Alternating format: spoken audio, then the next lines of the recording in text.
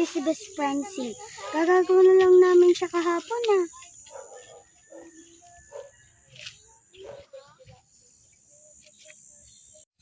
Oh, Shane! Ba't ka nakatagala dyan?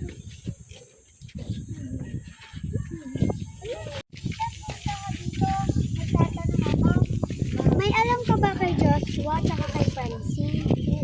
Si Joshua, mamatay tao siya. Tapos si Francine, patay na siya. Pinatay ni Joshua si Francine. Bakit niya pinatay si Francine? Kasi mamamatay tao si Joshua.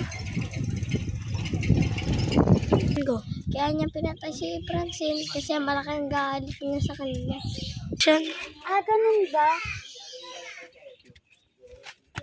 Aba, thank you ah. Sige na. Nahawakan ako ng crush.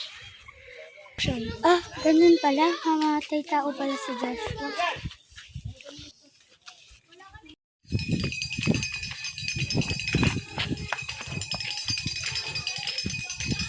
Paano pag nalaman nilang totoo?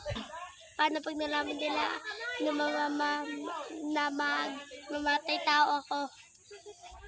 Hindi lang, hindi yan tibala, Joshua.